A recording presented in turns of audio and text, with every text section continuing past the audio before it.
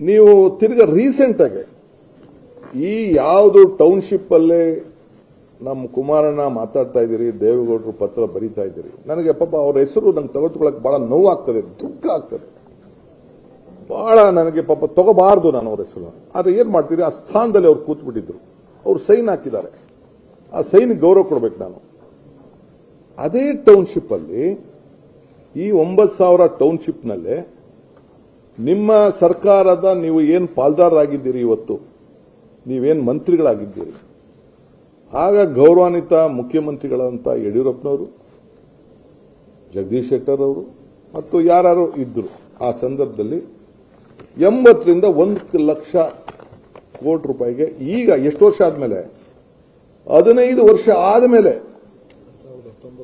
19-20ರಲ್ಲಿ ಆಗ ನೀವು 80 ಲಕ್ಷ ರೂಪಾಯಿ ಕೊಡಿಸಿದ್ರಲ್ಲ, 80 ಲಕ್ಷ ಇಂದ 1 ಕೋಟಿ ರೂಪಾಯಿ ಕೊಡಿಸಿದ್ರಲ್ಲ, ನಿಮ್ಮ ಧ್ವನಿ ಏನಾಗಿತ್ತು, ನಿಮ್ಮ ಹೋರಾಟ ಏನಾಗಿತ್ತು, ನಿಮ್ಮ ಕಿಚ್ಚೇನಾಗಿತ್ತು? 1,000 ಎಕರೆ ಈಗ ಕೊಡಿಸಿದ್ರಲ್ಲ, ಈ ಭೂಮಿಲಿ ಏನಾಗಿತ್ತು ನಿಮ್ಮ ಹೋರಾಟ? ನಿಮ್ಮ ಧರಣಿ ಯಾಕೆ ನಡೀಲಿಲ್ಲ? ಯಾಕೆ ವಿಧಾನಸೌಧದ ಗಾಂಧಿ ಸ್ಟ್ಯಾಚ್ಯೂ ಕಾಣಲಿಲ್ವೇ ಆಗ? ಯಾಕೆ? ಡಿ.ಕೆ. ಶಿವಕುಮಾರ್ ರಾಜ್ಯದ ಮುಖ್ಯಮಂತ್ರಿ ಆದಾಗ ಈ ಛಲ ಬಂತಲ್ಲ, ಆಗ ಈ ಛಲ ಯಾಕೆ ಬರಲಿಲ್ಲ? ಪಾಪ ಅಶೋಕಣ್ಣ ಕಂದಾಯ ಮಂತ್ರಿ, ಇಂಡಸ್ಟ್ರೀಸ್ ಮಿನಿಸ್ಟರ್ ಕೂಡ, ಕಂದಾಯ ಗೊತ್ತಿಲ್ಲ ನನಗೆ, ಅವ್ರ ಹೆಸರು ಇದೆ ಇಲ್ಲಿ, ರೆವಿನ್ಯೂನ. ಓಕೆ, ಇಲ್ಲಿದೆ ಹೆಸರು, ಕಂದಾಯ ರೆವಿನ್ಯೂ ಮಿನಿಸ್ಟರ್, ನಮ್ಮ ಅಪೋಸಿಷನ್ ಲೀಡರ್. ಈಗ ಅವ್ರ ಸುಪುತ್ರ, ಯಡಿಯೂರಪ್ಪ ಸುಪುತ್ರ ಈಗ ಪಕ್ಷದ ಅಧ್ಯಕ್ಷರು, ಅವರು ಕೂಡ ಹೋಗಿದ್ರು. ಯಾಕೆ ಇದು? ಯಾಕೆ ಇಷ್ಟು ದುಡ್ಡು? ಯಾಕೆ ಧ್ವನಿ ಎತ್ತಕ್ಕಾಗ್ಲಿಲ್ಲ?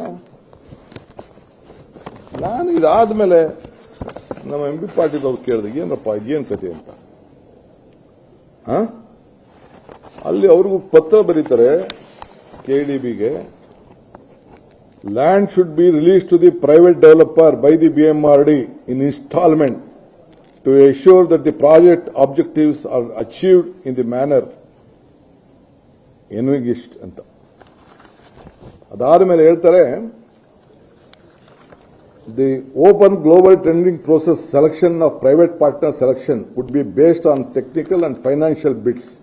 The private partner shall invest either on stand-alone basis through a consortium. ಇದೇನು ರಿಯಲ್ ಎಸ್ಟೇಟ್ ಏಜೆಂಟಾ? ಏನು ಇದು ಹೆಸರು? ರಿಯಲ್ ಎಸ್ಟೇಟಾ? ಇದೇನು ಗೌರ್ಮೆಂಟಾ? ಇಲ್ಲ ಕೆಡಿಬಿನಾ? ಇಲ್ಲ ಫ್ಯಾಮಿಲಿ ಫರ್ಮಾ? ಯಾವ್ದಾದ್ರು ಫ್ಯಾಮಿಲಿ ಫರ್ಮಾ ದಂಧೆ ಮಾಡ್ತಾ ಇರೋರು? ಯಾವ ದಂಧೆ ಅಂತ ಕರೆಯೋಣ? ಯಾರು ರಿಯಲ್ ಎಸ್ಟೇಟ್ ಏಜೆಂಟು? ಮುಖ್ಯಮಂತ್ರಿಗಳ ಪ್ರೊಸೀಡಿಂಗ್ಸ್ ಸೈನ್ಡ್ ಬೈ ನಮ್ಮಣ್ಣ. ಪ್ರೊಸೀಡಿಂಗ್ಸ್ ಆಫ್ ಚೀಫ್ ಮಿನಿಸ್ಟರ್ ಎಲ್ಲ ಕೊಡ್ತೀವಿ ಬಿಡಪ್ಪ, ಡೇಟ್ ಎಲ್ಲ ಏನ್ ಬೇಕು ಡೇಟ್ ಹೇಳಿದಾನ. 23/9/2006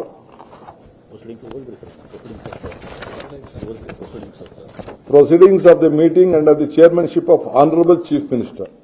ಬಟ್ ದ ಡೇಟ್ ಪಾಪ ತಮಗೆ ಇನ್ಫಾರ್ಮೇಶನ್ ಇದೆ, ತೆಗೆದುಕೊಳ್ಳಿ.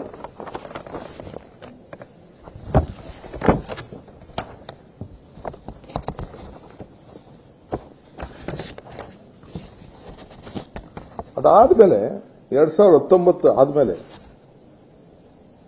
ನಮ್ಮ ಮುಖ್ಯಮಂತ್ರಿಗಳಾಗಿದ್ದಂಥ ಯಡಿಯೂರಪ್ಪನವರು ಕೂಡ 2019ರಲ್ಲಿ, ಆಗ 21 ಇರ್ತಾರೆ, ಆಗ ಅಶೋಕ್ರವರು ಕೂಡ ಸಚಿವರಾಗಿರ್ತಾರೆ. ರಾಜ್ಯಕ್ಕೆ ಹೊಸ ಬಂಡವಾಳ ಬೆಂಗಳೂರಿಗೆ ಸಮೀಪದಲ್ಲಿ ಹೂಡಿಕೆಯಾಗುವ ಸಾಧ್ಯತೆ ಇರುವುದರಿಂದ ಕೈಗಾರಿಕೆಗಳು, ವಸತಿಗಳು ಮತ್ತು ವಾಣಿಜ್ಯಗಳಿಗಾಗಿ ಹಲವಾರು ಇಂಟಿಗ್ರೇಟೆಡ್ ಟೌನ್ಶಿಪ್ಗಳ ಅವಶ್ಯಕತೆ ಇರುತ್ತದೆ. ಇದಕ್ಕಾಗಿ ಈ 9,000 ಎಕರೆ ಭೂಮಿ ಸೂಕ್ತವಾಗಿರುತ್ತದೆ. ಆದ್ದರಿಂದ